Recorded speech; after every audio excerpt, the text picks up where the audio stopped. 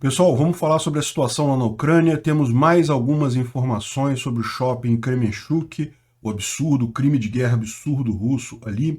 E temos também informações sobre a grande derrota do Putin que aconteceu ontem, que foi a entrada da Finlândia e da Suécia na OTAN. Ainda não entraram propositalmente, mas todos os obstáculos foram resolvidos, agora a questão é de tempo. Vamos entender o que está acontecendo. Essas notícias foram sugeridas por Luffy77, Luxus e várias outras pessoas. Obrigado aí ao pessoal que sugeriu as notícias, obrigado a você que está assistindo o nosso vídeo. Se você gosta do nosso conteúdo, por favor, deixa o seu like, se inscreva aqui no canal, né?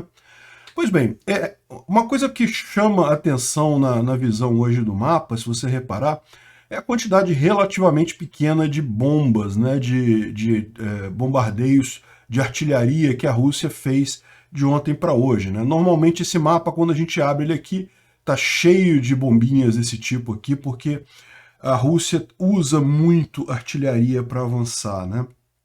E na verdade, isso é a segunda vez que acontece nos últimos 5 dias de ter uma manhã em que a Rússia não usa tanta artilharia assim. E a gente fica se perguntando, será que é porque a Ucrânia, os ataques da Ucrânia aos depósitos de munição da Rússia estão de fato fazendo efeito, né? Não dá para saber ainda é cedo para dizer isso, pode ser que simplesmente a estratégia hoje tenha sido diferente ou coisa e tal, mas o fato é esse, né? A gente tem visto a Rússia com dificuldades de avançar justamente por falta de artilharia. Ela tem usado muita artilharia para avançar, né? Bom, vamos direto para o ponto principal aqui, que é a questão em Lysychansk. Ontem chegaram a falar que os ucranianos estavam saindo de Lysychansk, já estavam batendo em retirada e coisa e tal, mas essa informação não procede segundo o exército ucraniano. Eles estão brigando na cidade ainda. É verdade, como a gente falou já há alguns dias atrás, a proposta deles é sim estabelecer uma nova linha de defesa entre Bakhmut, Sloviansk, Kramatorsk, aqui nessa região aqui. Então, em algum momento dos próximos dias, sim, eles vão sair de Lysychansk, mas isso ainda não está acontecendo, né? A situação é preocupante por conta dos vilarejos que foram ocupados aqui do lado oeste da cidade, ou seja, existe o risco de fechar o acesso de Lysychansk até o grosso aqui da retaguarda ucraniana. Então, de fato, isso é lógico, é um elemento que está sendo avaliado pelo exército ucraniano, eles estão observando a situação, mas, ao contrário do que muita gente pensa, não está havendo uma cessão de territórios grandes aqui em Lysychansk para os russos, não. Ao contrário, os ucranianos continuam brigando, continuam causando muitos danos aos russos. Mas sim, de fato, é esperado que em alguns dias inicie-se essa proposta de evacuação de Lysychansk. Como a gente falou para vocês, a ideia dos ucranianos não é sacrificar os soldados, ao contrário, preservar eles ao máximo, causando o máximo de dano nos russos. Então não tem problema os russos tomarem território, porque eles sabem que não vão conseguir manter esse território não tem como eles manterem isso no longo prazo, então tudo bem, deixa tomar, desde que cause bastante dano no exército russo. É o que a gente tem visto os russos avançarem num ritmo de Primeira Guerra Mundial, de guerra de trincheira, poucos metros por dia, e no final das contas um avanço totalmente inútil, né? Enfim, houve uma série de batalhas aqui na região, como vocês podem ver. O grande risco ainda são essas vilas aqui a oeste de Lysychansk, como eu falei, porque corre o risco de cortar as comunicações. Como eu falei para vocês, segundo o comunicado do exército ucraniano, ainda tem acesso a essa rua, essa rota principal aqui, que seria entre Lysychansk e Bakhmut. Então esse mapa aqui que está mostrando tropas russas do lado de cá pode não ser 100% preciso, mas de qualquer forma, mesmo que eventualmente essa rota seja tomada pelos russos, existem outras rotas que podem ser usadas aqui. O importante é justamente a estratégia ucraniana de ceder o território, mas à custa de muito dano ao inimigo. Isso que vai continuar acontecendo nos próximos dias. Agora, é fato, em algum momento nos próximos dias, espera-se que os ucranianos vão acabar cedendo Lysychansk e vindo para cá, né? O objetivo dos russos é tomar o Oblast de Luhansk, e se vocês olharem por esse mapa aqui, essa linha tracejada que está aqui é o limite do Oblast, então realmente eles já tomaram praticamente tudo, só falta Lysychansk. tomando Lysychansk. No que os ucranianos saírem daqui, os russos vão poder dizer que tomaram o Oblast de Luhansk inteiros. Isso quer dizer alguma coisa do ponto de vista estratégico? Absolutamente nada. Do ponto de vista político, também não, né? Até porque a promessa russa era liberar o Donbás, que seria Luhansk, e Donetsk. Só que Donetsk, essa outra linha que é bem mais ampla aqui, ó, e é muito pouco provável que eles consigam sequer chegar perto de tomar isso daí, né? Ainda mais no ritmo que eles estão caminhando. Se for nesse ritmo, em tese, tomaria Donetsk em 2024. Mas mesmo assim, veja, é o que a gente está falando, eles tomaram esse pouco que eles avançaram aqui em Severodonetsk e Lysychansk, usando toda a força que os russos têm. E essa força está acabando. Eles cada vez mais não conseguem repor as forças que eles estão perdendo aqui. E com isso, imagina-se, em algum momento eles não vão conseguir avançar mais e os ucranianos devem retomar a contraofensiva deles, né? Quando isso vai acontecer, algumas pessoas falam final de julho, outras final de agosto, mas o fato é que em algum momento isso deve vir a acontecer. Essa notícia de ter poucos bombardeios, pouco fogo de artilharia na frente de batalha hoje é um indicador interessante. Vamos ver, vamos acompanhar isso nos próximos dias. Como eu disse, ainda é cedo para dizer que foi resolvido o problema, que os russos estão com falta de munição, ainda é cedo para isso, mas é uma possibilidade. Vamos ver como é que acontece nos próximos dias. Aqui em Kharkiv teve mais bombardeio russo, né? Como a gente viu, ontem chegou a Belgorod, anteontem, na verdade, chegou a Belgorod uma carga de munição que veio de Belarus. A gente falou sobre isso aqui, né? A ponto do pessoal estar precisando trazer munição de Belarus para cá. E parece que aqui eles usaram bombardeio normal de artilharia, como estão acostumados a usar. Houve uma série de danos aqui em Kharkiv, infelizmente, incêndios e coisa e tal, mas em termos de linha de batalha aqui, linha de frente, não houve grandes mudanças, tá? A batalha aqui em Rubizny, a gente falou para vocês algum tempo atrás que estava havendo uma briga em Rubizny, os russos tentando retomar essa cidadezinha aqui, mas parece que os ucranianos já repeliram os russos totalmente nessa região. Por hora a coisa está estabilizada aqui, né? Também aqui em Zaporizhia e em Kherson a gente teve avanços ontem. Ontem houve duas cidades liberadas aqui próximas, essas duas cidades aqui, Zeleny Rai e Barvinok. São dois vilarejos aqui que estão mais ou menos, levam os ucranianos um pouco mais próximos de Kherson, né? Então está caminhando a contraofensiva aqui em Kherson, menos rápida do que a gente esperava, mas é o que eu falo para vocês, né? A grande contraofensiva mesmo vai acontecer mais adiante. Vamos aguardar, isso vai vir aí final de julho, final de agosto. Vamos aguardar. Bom, o Instituto para Estudo da Guerra aponta o fato de que provavelmente as forças ucranianas em Lysychansk elas já estão se preparando para uma saída, né, uma retirada da região ali, como a gente falou. Eu imagino que eles vão fazer isso em algum momento. Eu acho que eles não necessariamente vão fazer isso imediatamente, mas vamos ver o que acontece nos próximos dias. E outra coisa que eles se questionam aqui é, e quando acontecer isso, qual será o próximo passo russo, né? Veja, isso é uma pergunta interessante realmente. Como eu falei, a expectativa é que em alguns dias os ucranianos vão sair aqui de Lysychansk, vão entregar, portanto, o Oblast de Luhansk para a Rússia e deve gerar uma nova frente aqui entre Sloviansk, Kramatorsk e Bakhmut, seria a nova linha defensiva ucraniana. Então tudo que está para cá, os russos devem tomar nessa campanha deles, né? E aí a grande questão é o que eles vão fazer em seguida, né? A maior parte das apostas é justamente uma tentativa, como a gente já viu, alguma tentativa de avanço aqui do norte em direção a Sloviansk. É possível que essa seja a próxima, digamos, o próximo alvo russo nessa história toda. Sloviansk é uma cidade grande, é uma cidade maior até do que Severodonetsk e Lysychansk. É próximo a Kramatorsk, que também é outra cidade muito grande. Então vai ser uma batalha significativa aqui. Mas é aquele negócio, é possível também que os russos tenham que parar para se reagrupar, para se reorganizar, e a questão toda é essa. Será que eles vão ter força por mais quanto tempo? Porque as tropas russas estão perdendo força a cada dia que passa, né?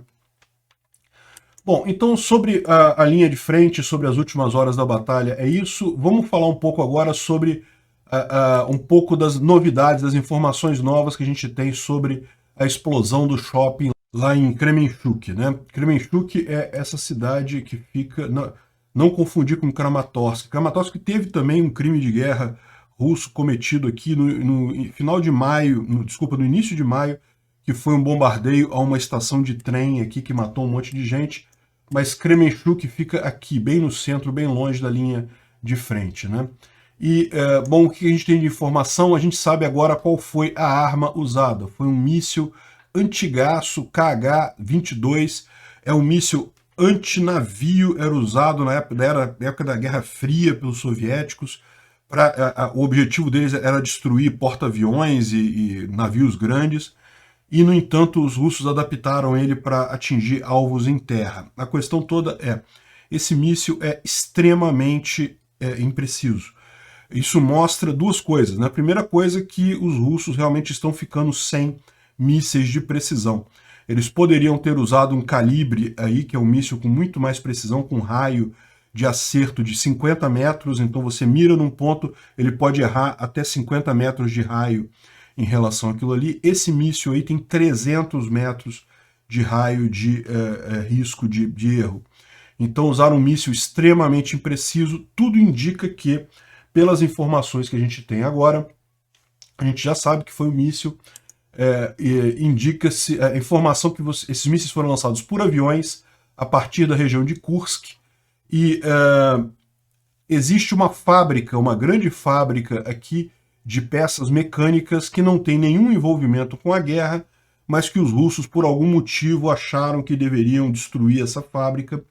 E aí você vê a diferença da coisa, né? A gente falou sobre o caso dos ucranianos acertando depósitos de munição nas áreas ocupadas pelos russos, e como eles só começaram a fazer isso agora com mais intensidade, agora que eles têm o HIMAR. Por quê? Porque agora eles conseguem atingir com precisão o centro de munição dos russos, o centro de controle, sem danificar os civis que estão em volta, né?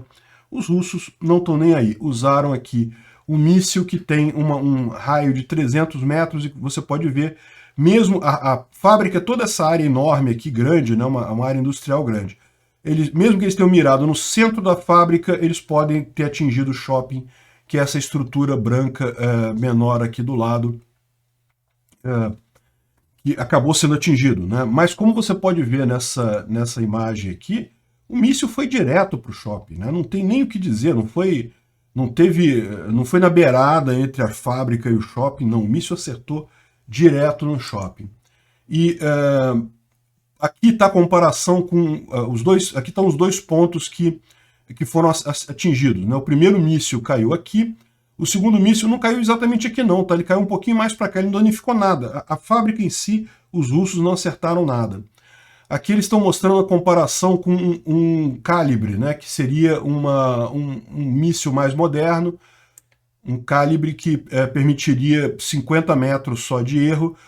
Eles conseguiriam acertar essa fábrica de peças mecânicas com muita precisão, sem comprometer o shopping ao lado e as outras coisas ao lado. Isso é uma coisa muito importante. Por quê?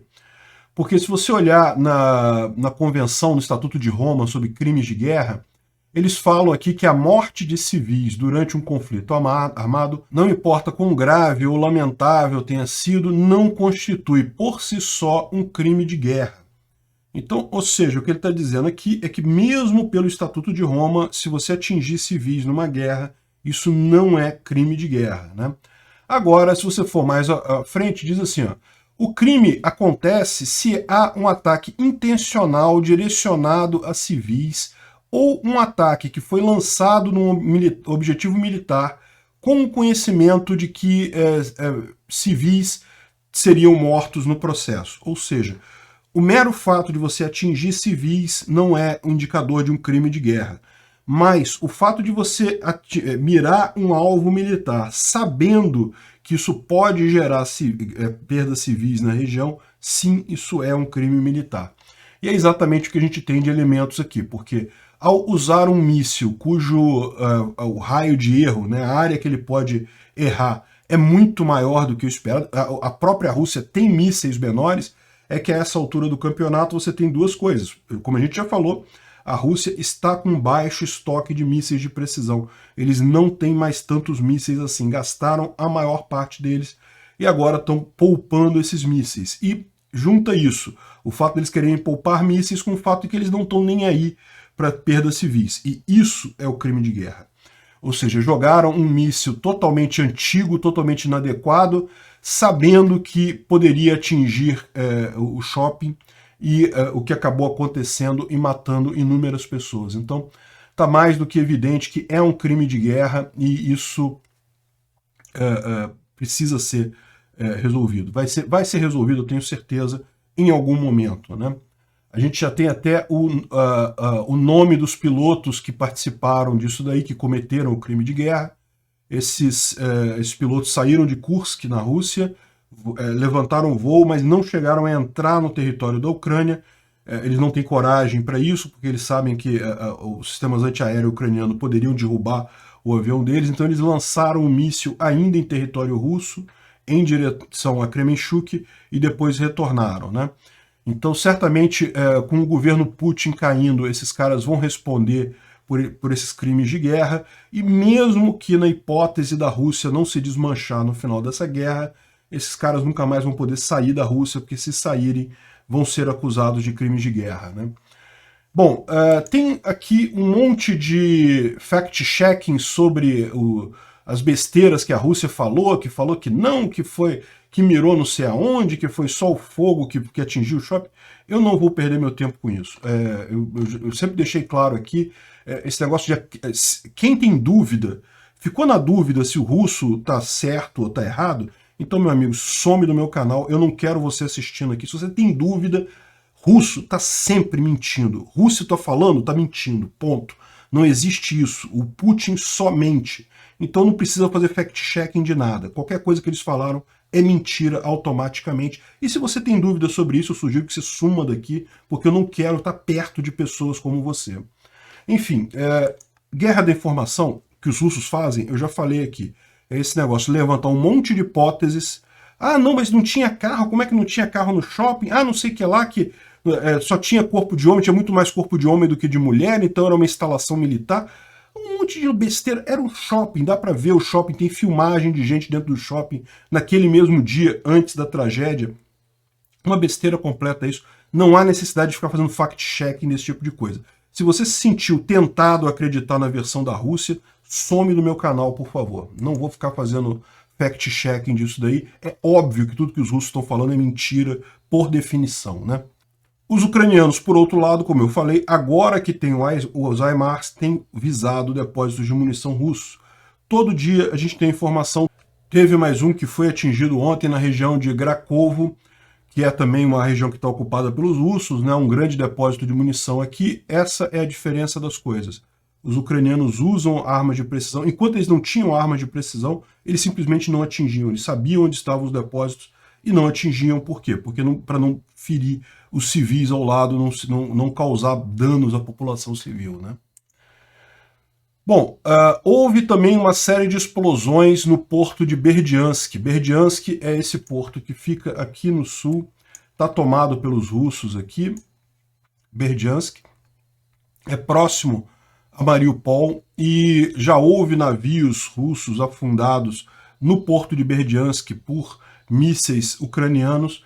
E ontem houve mais uma série de ataques lá no porto de Berdiansk. Não está claro se foram mísseis ucranianos que atingiram a região, ou se foi também um movimento partisão que tem na região também, que eles também têm feito algumas ações assim. Porém, os partisãos eles têm visado mais estações elétricas, subestações elétricas. Porque eles têm mais acesso a isso, né? Para um civil conseguir chegar no porto de Berdiansk é complicado, não é uma coisa simples. Então tudo leva a crer que pode ter sido míssil de longo alcance ucraniano, mas o fato é que a gente não sabe exatamente o que atingiu Berdiansk esses dias, né?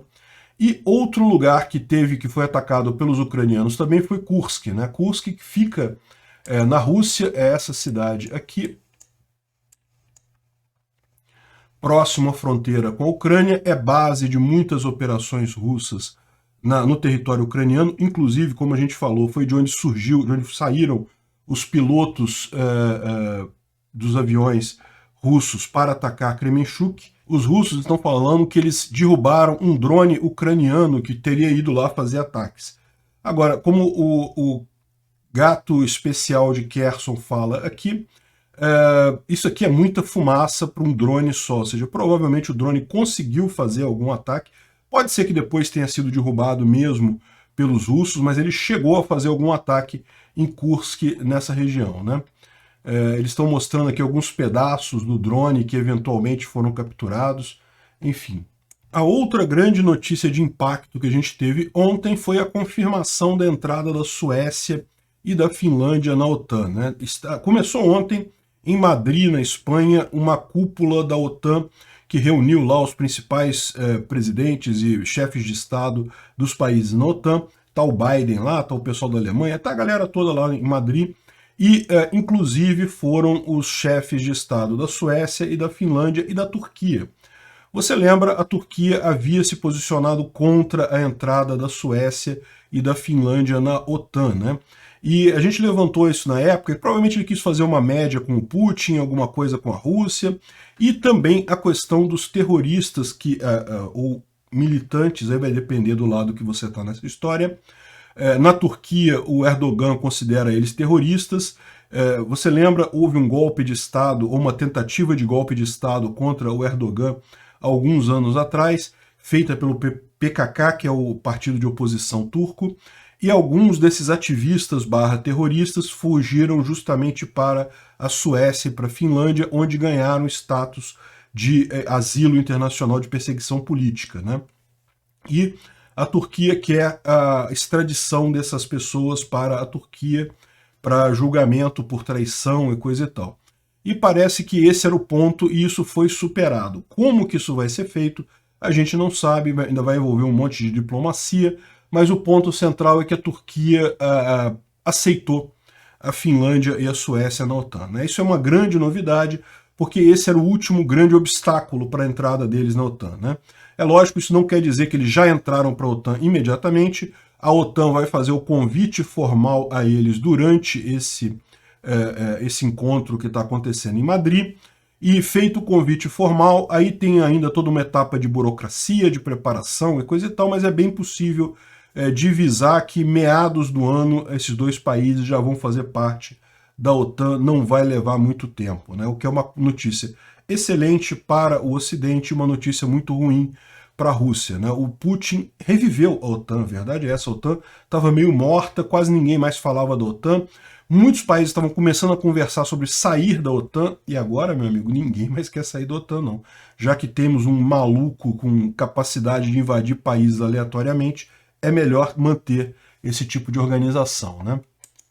E o Dmitry, que é ele, na verdade, ele é lituano, e ele mora na Inglaterra, e ele fala russo muito bem, e vive lá nos fóruns russos da internet, e traduzindo as coisas pra gente, e ele falando o que está tendo um verdadeiro derretimento lá nos fóruns russos sobre a Suécia e a Finlândia entrando na OTAN, e o pessoal xingando o Erdogan, que não, que o Erdogan se vendeu, não vamos mais fazer turismo na Turquia, e não sei o que lá, aquele tipo de coisa de choradeira mesmo, de perdedor, né? Porque, óbvio, acabou que o Putin está agora numa situação muito pior do que quando ele começou essa guerra. Na verdade, ele já sabia que perdeu a guerra, que perdeu totalmente a capacidade de fazer qualquer coisa no momento que ele não conseguiu derrubar Kiev lá no início da batalha. Quando ele retraiu de Kiev, quando ele voltou às tropas de Kiev, ele já perdeu a guerra, ele não tem mais chance na Ucrânia. Tudo que ele está fazendo agora é tentar uma saída honrosa para ele. Não vai ter. O Putin vai acabar totalmente derrotado mesmo, né? Bom, e a gente já falou sobre a Lituânia, que proibiu a passagem de trens entre Kaliningrado e o território de Belarus, né? E agora também a Noruega proibiu a passagem de carregamentos de comida para mineiros russos em Svalbard, né? Svalbard é essa ilha que tem aqui no norte da Noruega, né? Na verdade é um arquipélago que tem várias ilhas aqui, algumas pertencem à Noruega, outras pertencem à Rússia. E o principal ponto de comunicação aqui é através da Noruega, então mesmo esses territórios aqui que são russos, eles acabam sendo abastecidos através da Noruega. E a Noruega proibiu a passagem de carregamentos de comida para esses mineiros da mesma forma que a Lituânia, ou seja, é mais uma retaliação da comunidade europeia à Rússia nessa coisa, né? E aí é engraçado o pessoal ironizando aqui, né? Porque os russos estão dizendo que isso fere os direitos humanos básicos, os princípios do humanismo, né? É a Rússia que invadiu um país, que matou um monte de civil inocente, que joga míssil antinavio num shopping, falando, não, direitos humanos e coisa e tal. Vou falar um palavrão aqui, mas enfim. Obrigado por assistir o vídeo até o final. Além de curtir, compartilhar e se inscrever no canal, considere se tornar patrocinador com valores a partir de R$ 1,99. Clique no botão Seja Membro abaixo para saber as condições e vantagens de patrocinar o canal. Mais informações sobre o nosso projeto, visite nossos sites indicados na tela.